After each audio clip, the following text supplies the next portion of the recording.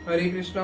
सर्वप्रथम दीक्षा गुरु पाद पद्म नितिला प्रवेश ओम विष्णु पादष्टोत्तरशत श्री शिवशील भक्ति वेदांत शिला नारायण गोसाई महाराज जी के चरणों में अनंत कोटि दंडवत प्रणाम ज्ञापन करते हुए उनसे ऐतवी कृपा की वांछा करता हूँ। तत्पश्चात नित्य लीला प्रवेश ओम विष्णु पादष्टोत्तरशत श्री शिवशील भक्ति वेदांत शिला स्वामी महाराज जी के चरणों में अनंत कोटि दंडवत प्रणाम ज्ञापन करते हुए उनसे भी ऐतवी कृपा की वांछा करता हूँ। आप भक्तों को मेरा यथा योग्य प्रणाम स्वीकार हो। हरे कृष्णा। तो कार्तिक के इस पावन मास में हम लोग श्रवण करेंगे भगवान की दामोदर लीला।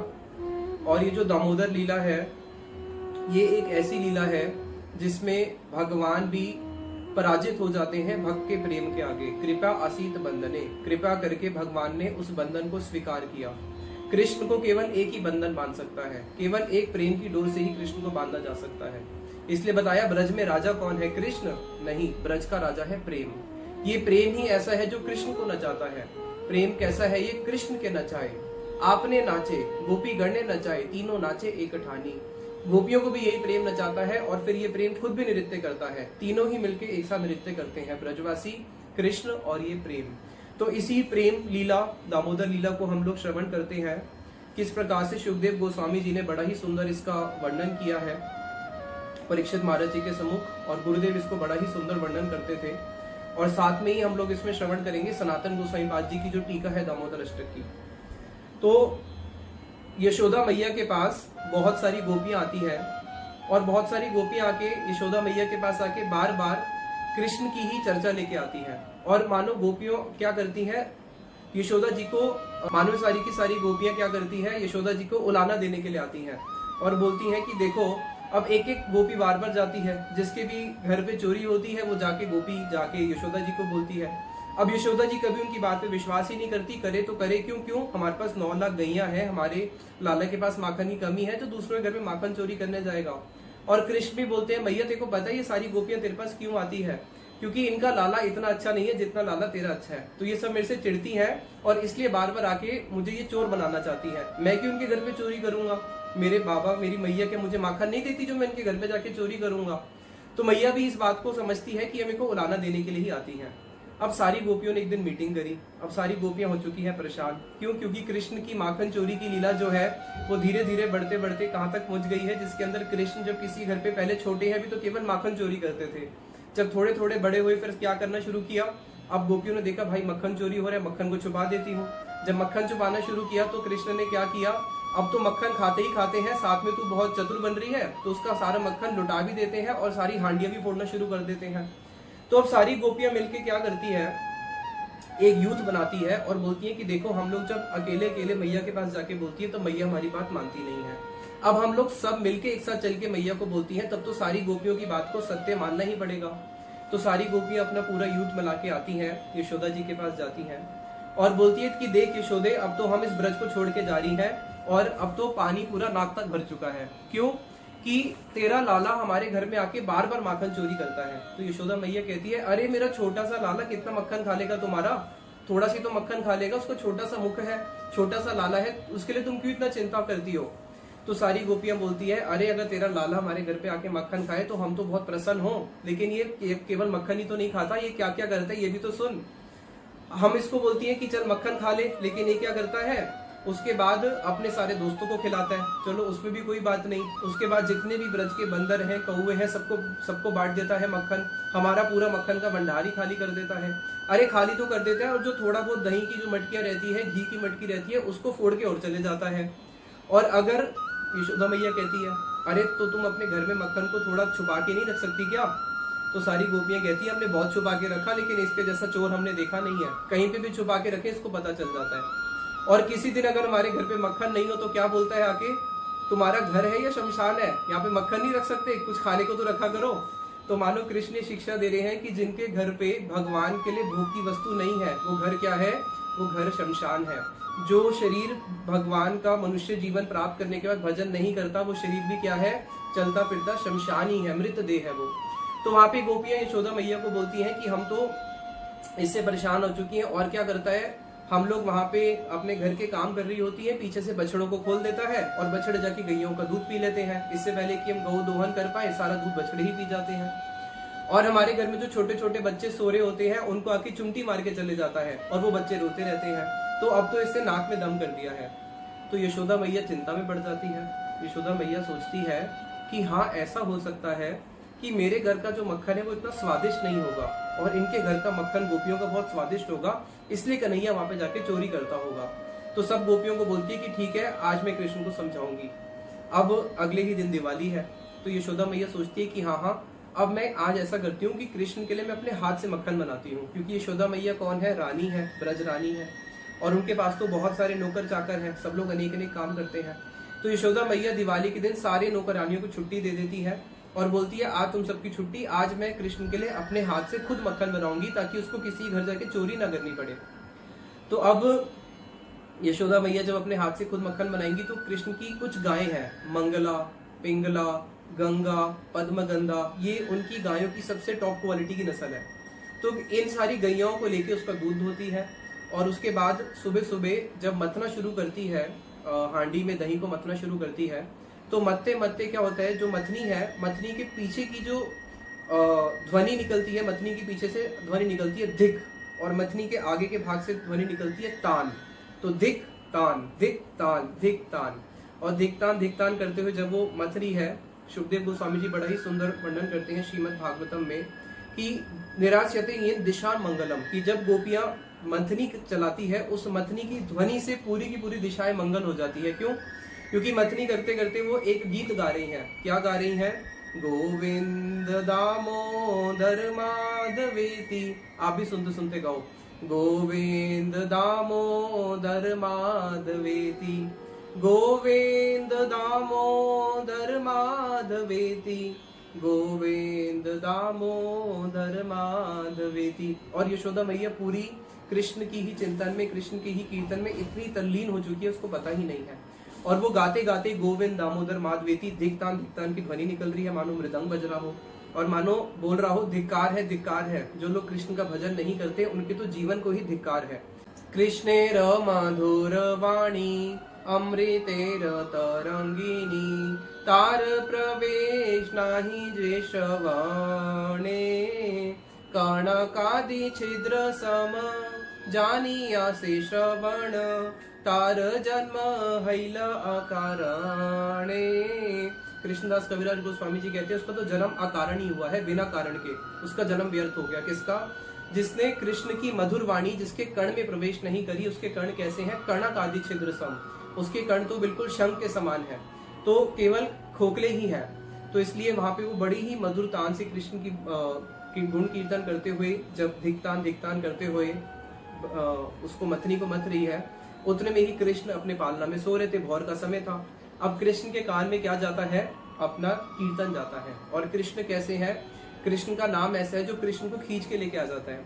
अब कृष्ण एक चीज के भूखे हैं। किस चीज के भूखे हैं? वात्सल्य रस, जो यशोदा मैया का वात्सल्य रस है, उस प्रेम के वो भूखे हैं, उस प्रेम के भिखारी हैं। गुरुदेव बोलते थे उस प्रेम के भिखारी है कृष्ण, क्योंकि वो प्रेम उनके पास नहीं है।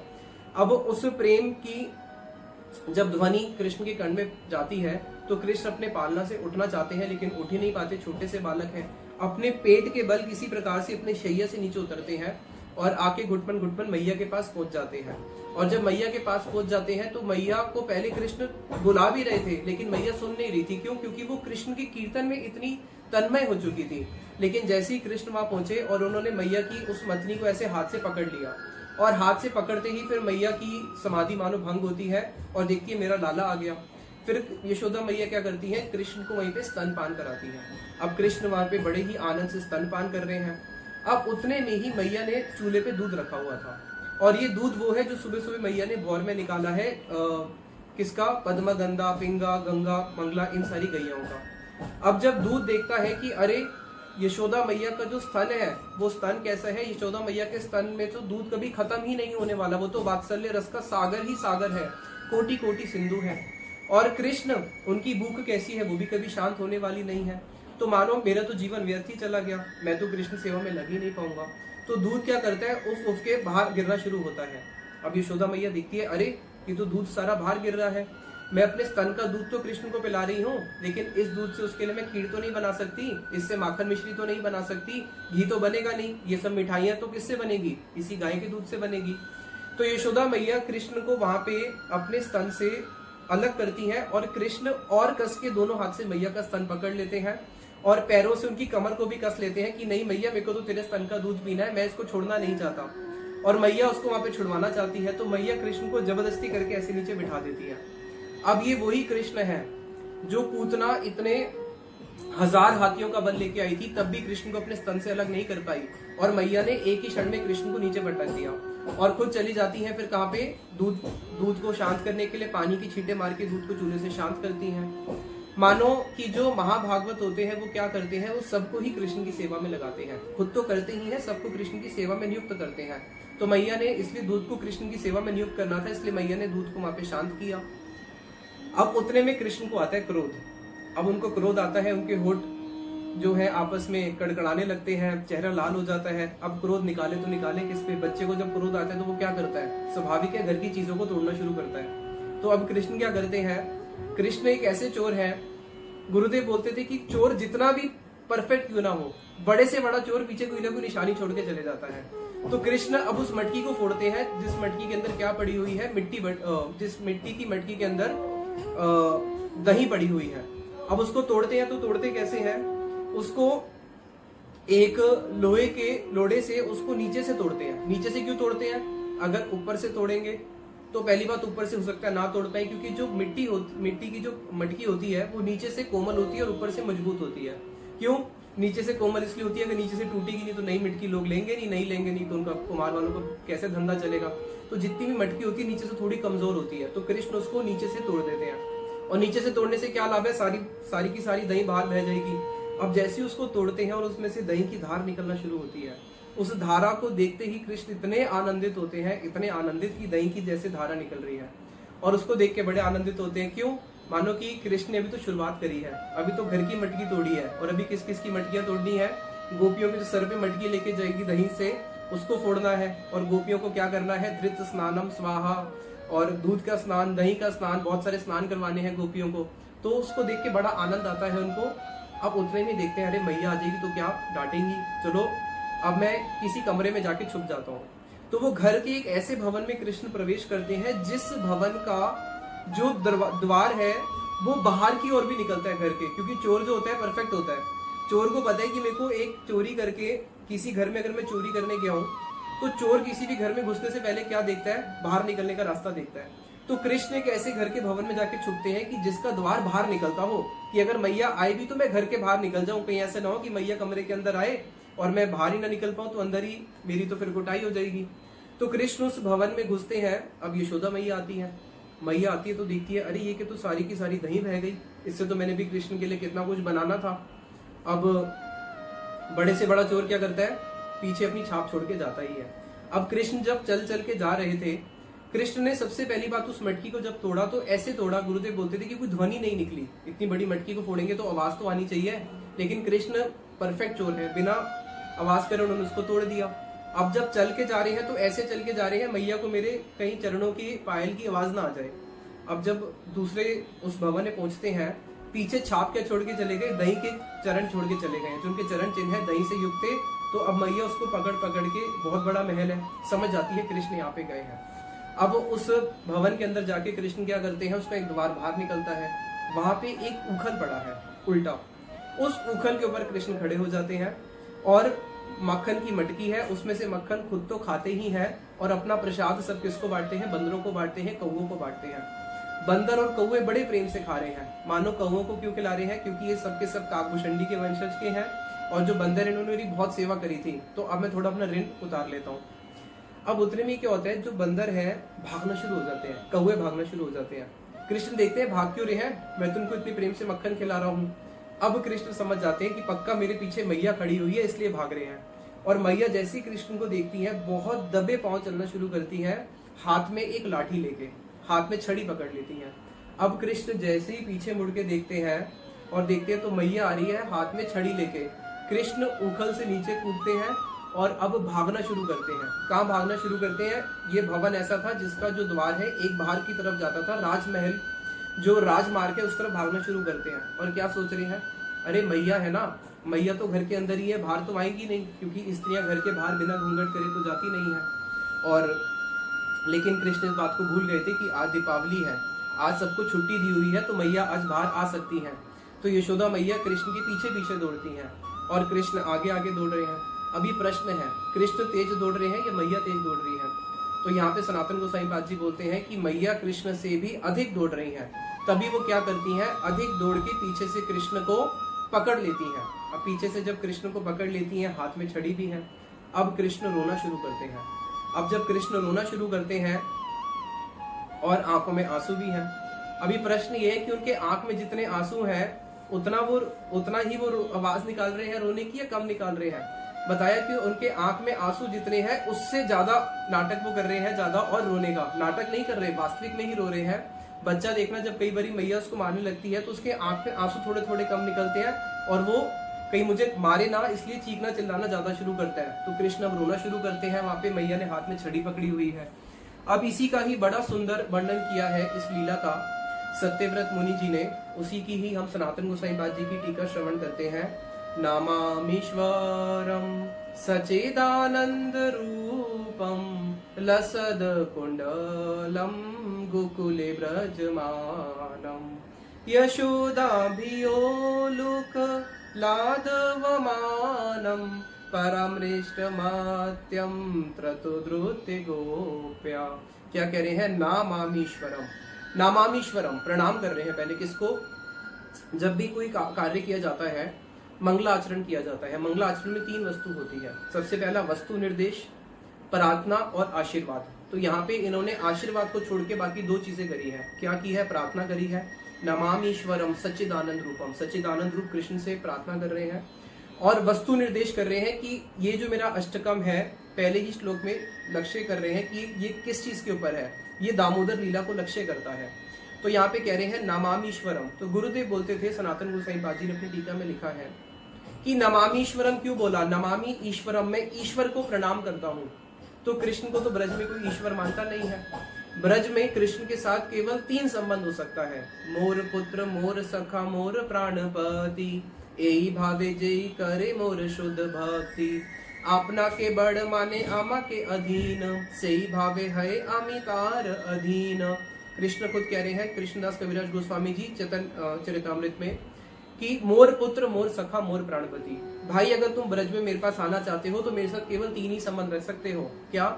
मेरे मित्र बन सकते हो, मेरे माता पिता बन के वात्सल्य भाव से मुझे अपना पुत्र मान सकते हो, या फिर गोपियों की तरह मेरे प्राण प्रिय प्रियतम का भाव हो सकता है।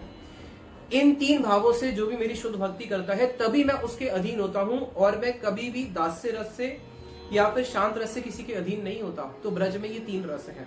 और ब्रज में तो कभी भी मैया कृष्ण को प्रणाम नहीं करती, सखा कृष्ण को प्रणाम नहीं करते, और गोपियां तो कृष्ण को प्रणाम करती हैं। तो वो उनका प्रणाम कैसा है? उस प्रणाम के अंदर भी वो कृष्ण को अनेक अनेक गालियां दे देती है।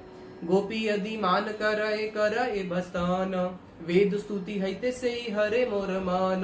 गोपियों का प्रणाम भी कैसा है, उनकी सेवा भी कैसी है? वो तो कृष्ण का भर्त्सन करती हैं, कृष्ण को गालियां देती हैं, और कृष्ण कहते हैं वो ही मेरे मन को हर लेता है, वेदों की स्तुति को मैं सुनता नहीं। गुरुदेव बोलते थे, गोपियों ने कृष्ण का स्वागत कैसे किया?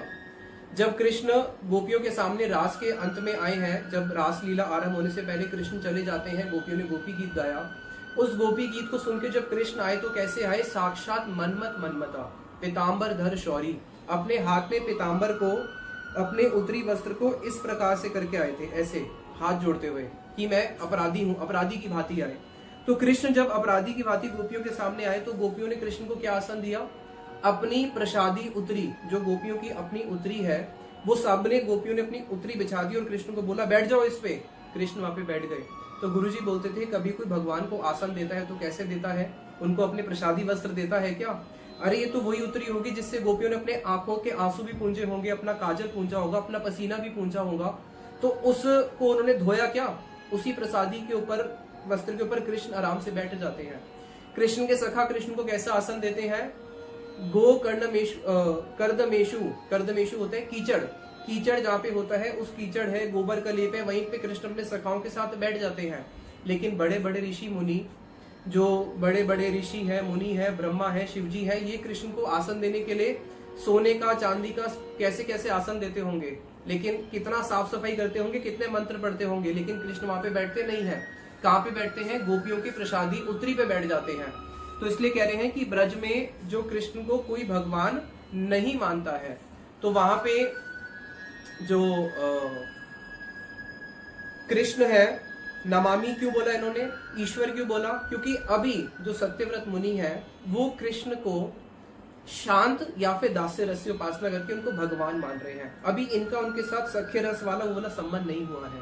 लेकिन जब ये अष्टकम पूरा आखिरी तक कंप्लीट होता है, नमो राधिकाय त्वदीय प्रियाय, वो राधा जी के भाव तक पहुंच गए और ये सतयुग का है। तो गुरुदेव बोलते थे कि सतयुग में तो राधा जी का नाम कोई जानता ही नहीं था, लेकिन फिर भी सत्यव्रत मुनि ने राधा जी का नाम कैसे जाना, उनके हृदय में ब्रज के प्रति लोभ कैसे आया। ये जो दामोदर अष्टक है, पहले हम इसको समझेंगे कि ये सत्यव्रत मुनि ने लिखा है या प्रकाशित किया है, दोनों में अंतर है। प्रकाशित करने का अर्थ होता है कि जो वस्तु पहले से ही है उसको प्रकाशित किया। सुबह के समय सूर्य क्या होता है, प्रकाशित होता है, बनता नहीं है, ऑलरेडी है।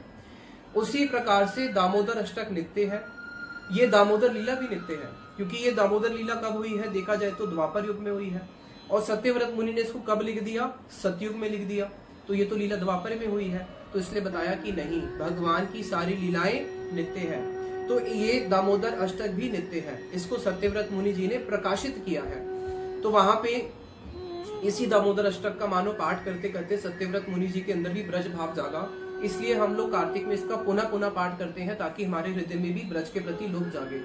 नमामीश्वरम सच्चिदानंद रूपम, मैं उस ईश्वर को प्रणाम करता हूँ जो कैसे है, सच्चिद आनंद के रूप है। नमामीश्वरम सच्चिदानंद रूपम, यहाँ पे ईश्वर के भी तीन अर्थ हैं। जो सर्वशक्तिमान है, प्रभु आप सर्वशक्तिमान हो, इसलिए आप मुझे शक्ति दो कि मैं भी इस दामोदर अष्टक को अच्छी तरह इसको प्रकाशित कर सकूं, इसको लिख सकूं। नमामीश्वरम सच्चिदानंद रूपम। दूसरा ईश्वर का अर्थ है, सनातन गोसाई पाद जी लिखते हैं कि जो जगत एक नाथ है, प्रभु आप पूरे जगत के नाथ हो, और तीसरा निज नाथ, आप प्रभु मेरे भी नाथ हो, तो इसलिए आप मेरे ऊपर कृपा करो। तो नमामीश्वरम सच्चिदानंद रूपम लसद कुंडलम गोकुले ब्रजमानम। अब सबसे पहले जब प्रणाम कर रहे हैं तो उनके मन में सबसे पहले सौभाग्य किसका आया, कृष्ण के कुंडल का, क्योंकि कृष्ण जब भाग रहे हैं और यशोदा मैया उनके पीछे भाग रही हैं तो उनके जो कुंडल है वो दोदल्यमान हो रहे हैं, उनके कुंडल हिल रहे हैं। जब कृष्ण के कुंडल हिल रहे हैं तो वो हिलते हिलते क्या करते हैं, कृष्ण के कपोलों को स्पर्श करते हैं, उनके गाल को स्पर्श करते हैं। उनके गाल को स्पर्श करते ही मानो कृष्ण के तो बहुत सारे अलंकार हैं, लेकिन सारे अलंकारों में से सर्व चूड़ामणि कौन है, इनके कुंडल। क्यों, क्योंकि इन कुंडल को सौभाग्य मिला है कृष्ण के कपोलों को स्पर्श करने का, कृष्ण के कपोलों का चुंबन करने का, बाकी और अलंकारों को तो मिला नहीं। इसलिए मैं कृष्ण के सारे अलंकारों को तो प्रणाम करता हूँ, लेकिन सबसे पहले किसको, इनके कुंडल को प्रणाम करता हूँ। अरे कैसा सौभाग्य है इन कुंडल का, इस कुंडल का तो ऐसा सौभाग्य है जैसा सौभाग्य ब्रह्मा जी शिव जी को भी नहीं मिला। नमामीश्वरम सच्चिदानंद रूपम लसद कुंडलम गोकुले ब्रजमानम। कहाँ पे, इस गोकुल के अंदर। गोकुल कैसी नगरी है, गोकुल कृष्ण का वृंदावन धाम एक ऐसा धाम है जहाँ पे कृष्ण को कोई भगवान नहीं मानता। और इस कुंडल की शोभा कैसी है, अभी प्रश्न है। भागवत ने बताया भूषण भूषण अंगम। भूषण भूषण अंगम का अर्थ है कि कृष्ण की जो सौंदर्य है वो भूषण से नहीं है, भूषण का सौंदर्य कृष्ण से है।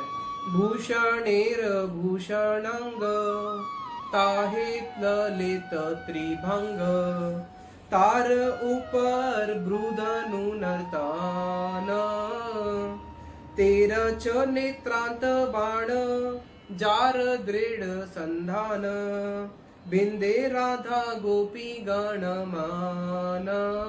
चैतन्य चरितामृत गाया भूषणेर भूषणंग ताहे ललित त्रिभंग, कि कृष्ण कैसे हैं, भूषण को भी भूषित करने वाले हैं। और कृष्ण जब बिना अलंकार के होते हैं तब तो और भी सुंदर नजर आते हैं। तो जो भूषण को भी भूषित करते हैं, ताहे ललित त्रिभंग, और कैसे हैं, ललित त्रिभंग रूप है। और उसके ऊपर क्या है, तारे ऊपर भ्रूधन नर्तन, और कृष्ण के मुख के ऊपर जो भ्रूधनु है ये नर्तन करती है, नृत्य करती है। और जब ये नृत्य करती है, 13 नेत्रांत बाण, मानो नृत्य करते हुए नेत्रों से बाण को मारती है। किसके ऊपर मारती है, गोपियों के ऊपर। और गोपियों का जो मन है उसको क्या करती है, पराजित कर देती है, गोपियों के हृदय को भी परास्त कर देती है। तो ऐसा कृष्ण का सुंदर रूप है, जिस रूप के बारे में बड़ा ही सुंदर वर्णन करते हैं कृष्ण कर्णामृत के अंदर, कि कृष्ण का रूप कैसा है। कर्णा कर्णी सखी जनेन, ये कृष्ण का रूप कैसा है। एक सखी दूसरी सखी को बोल रही है कि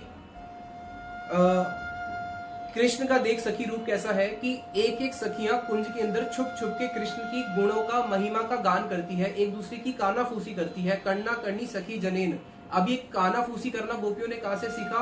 बोला इसके जो हमारे गुरु है वो गुरु कौन है? किशोर तावद्य कृष्णा, कृष्ण का जो किशोर रूप है वो ही हमारा गुरु है, जिसने हमें ये सिखाया कि कैसे गोपियां आपस में कानाफूसी करती हैं। और कृष्ण का रूप कैसा है, गुरु गोपियों का किस प्रकार से है?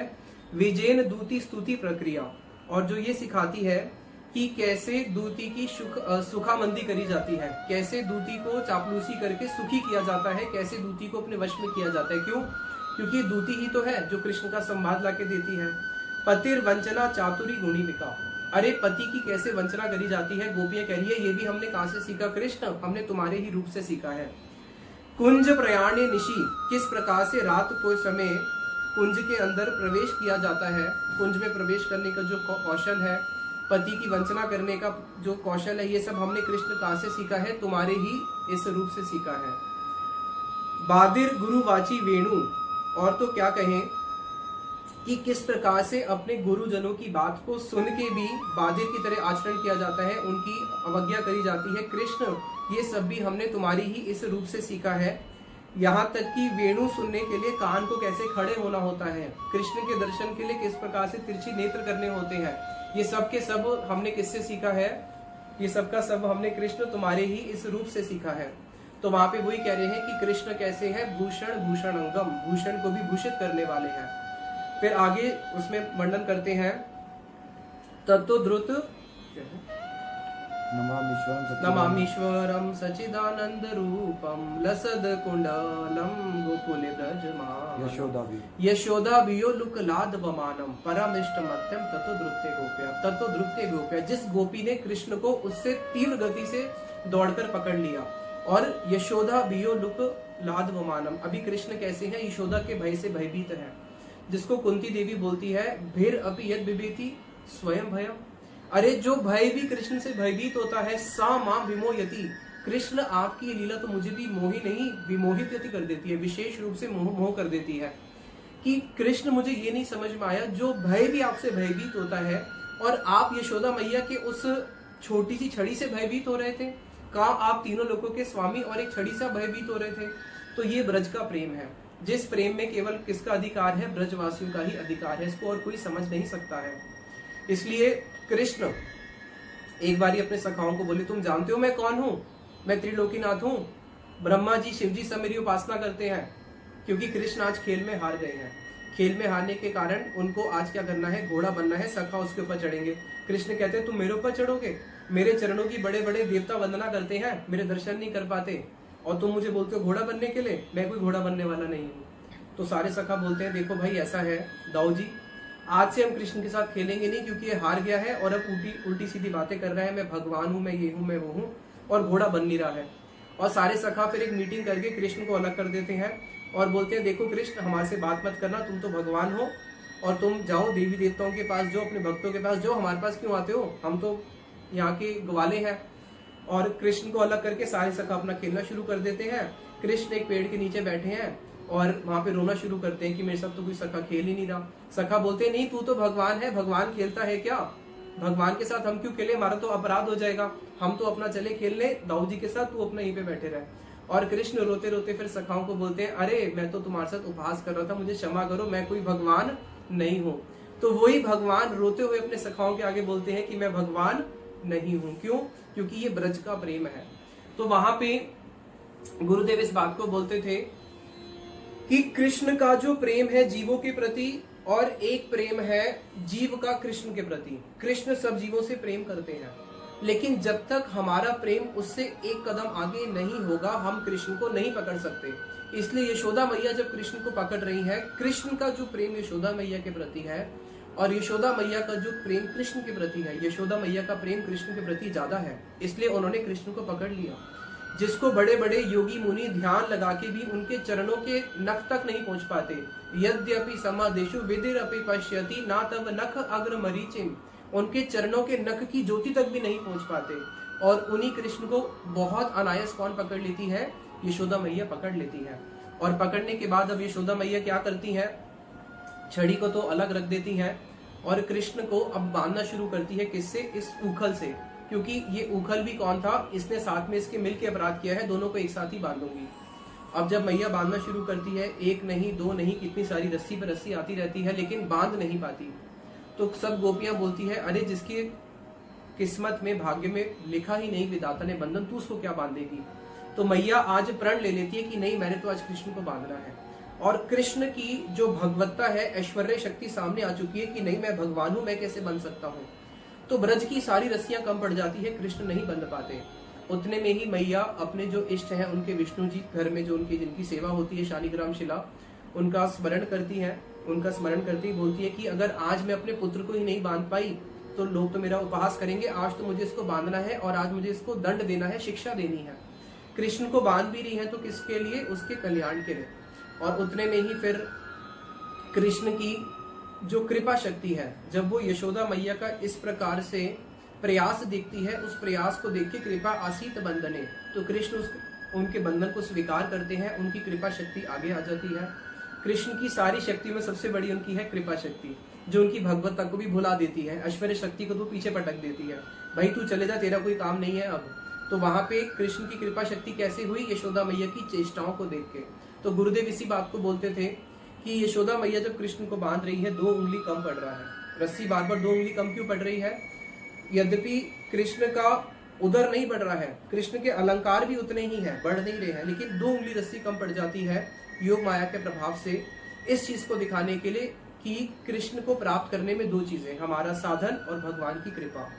लेकिन ये कृपा कब होती है, क्री और पा जब करेंगे तब प्राप्त करेंगे, साधन को देख के ही कृपा होती है।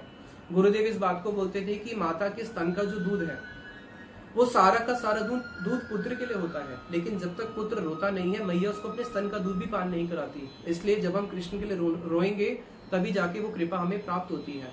तो वहां पे यशोदा मैया के उस अथाह प्रयास को देख के सुबह से बांधना शुरू किया, शाम तक मैया प्रयास करती रहती है और तब जाके कृष्ण को बांध देती है। अब जब कृष्ण को यशोदा मैया ने बांध दिया तो वहां पे दाऊद जी आते हैं। मैया तो बांध के अंदर चली गई और सब गोपियां भी देख रही थी।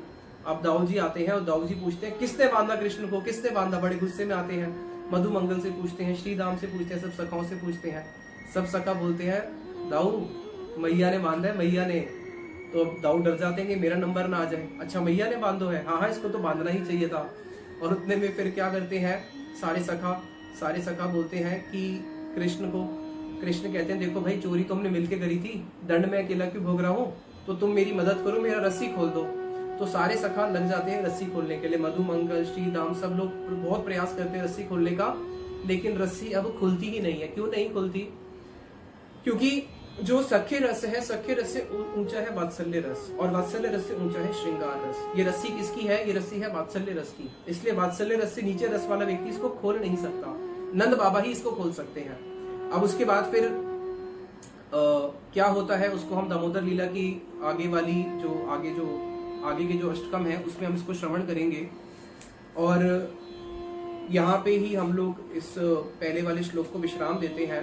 ब्रज में कृष्ण की बहुत सारी माखन चोरी लीलाएं हैं, और ये ऐसी इतनी सुंदर सुंदर लीलाएं हैं जो चित्त को विमोहित कर देती है, और जो चित्त है वो लीलाओं का बार बार स्मरण करते हुए, चिंतन करते हुए बार बार कृष्ण भजन में अग्रसर हो। इसलिए भगवान ने इतनी सारी सुंदर सुंदर लीलाएं करी है। गुरुदेव बोलते थे कि बताओ भगवान का आज से ऐसे पहले कौन सा अवतार हुआ है जिसमें वो भाग रहा हो डर के कारण। प्रेम में कौन है, केवल कृष्ण। ऐसा कौन सा अवतार हुआ है जिसमें भगवान रोए हो, केवल कृष्ण। रोज ही कितनी बारी रोते हैं। तो ऐसा कौन सा अवतार हुआ है जिसके अंदर कृष्ण जो है झूठा, भगवान ने झूठा खाया हो, केवल यही लीला है जिसके अंदर क्या करते हैं, कृष्ण झूठा खाते हैं, सखा को अपने कंधे पे चढ़ाते हैं। इसलिए जो कृष्ण लीला है वो बड़ी ही मधुर मधुर लीलाएं हैं। कृष्ण को जब पता चलता है कि सारे ब्रज में लोग मुझे चोर बोलते हैं, तो मैया के पास जाके चुपचाप से बोलते हैं मैया हमारे घर में सब कुछ है लेकिन एक चीज की कमी है। मैया कहती है अरे हमारे घर में 9 लाख गैया है, हमारे नंद बाबा तेरे पूरे ब्रज के राजा है, हमारे घर में कौन सी कमी है। कृष्ण बोलते हैं मैया एक कमी है, अगर तू कहे तो मैं तेरे को बता दूं, लेकिन मेरे को शर्म लगती है बताते हुए। मैया कहती है नहीं माता से थोड़ी ना शर्म करनी चाहिए, शर्म तो पिता से करनी चाहिए। अभी यहाँ तो मैं अकेली हूँ, नंद बाबा थोड़ी ना, तू बता दे। तो कृष्ण कहते हैं मैया मुझे ना बहुत शर्म आ रही है, अगर मैं तुझे बताऊंगा तो मेरे को थोड़ी लाज आती है, मैं कैसे बताऊं। मैया उसको आश्वासन देती है अच्छा मैं किसी को नहीं बोलूंगी, तू बता तो सही हमारे घर में किस चीज की कमी है। कृष्ण कहते हैं देख मैया मैं तेरे को बता रहा हूँ लेकिन तू किसी को बताना मत। क्या? तो कृष्ण बोलते हैं मैया हमारे घर में ना बहू की कमी है, हमारे घर में बहू नहीं है। और कृष्ण को पता है कि अब मैं चोर हो चुका हूँ, सब लोग मुझे चोर चोर बोलते हैं। तो मैया को बोलते हैं मैया ऐसे कर, तू ना एक मुझे बहू ला दे। और मैया कह रही है ऐसे थोड़ी ना बहू लेके आते हैं, पहले सगाई होती है, तिथि फिक्स होती है, आगे लग्न निकलता है, सब कुछ होता है। तो कृष्ण कहते हैं मैया हम शादी बाद में कर लेंगे, सगाई और लगन सब बाद में निकालते रहेंगे तिथि, पहले हम बहू ले आते हैं, उसके बाद हम सारी क्रिया करेंगे। क्यों? और मैया देख हम ना बहू ना रात रात में लेके आएंगे, दिन में नहीं लेके आएंगे। क्यों? क्योंकि कृष्ण को पता है कि ब्रज में सब लोग मुझे जानते हैं चोर, कोई मुझे बहू देगा नहीं, इसलिए रात को ही तुम मेरे को बहू ला के दे दे। तो कृष्ण की कितनी मधुर मधुर लीलाएं हैं, अनंत कोटि उनकी लीलाएं हैं। तो यहीं पे हम लोग आज वाणी को विश्राम देते हैं और इस दामोदर अष्टक से, इस दामोदर मास से सत्यव्रत मुनि से गुरुवर से ही प्रार्थना करते हैं कि हमारे हृदय में भी ब्रज भक्ति के प्रति लेश मात्र लोभ आ जाए, जिससे हमारा जीवन सफल हो सके। निताई गौर प्रेमानंदे हरि हरि।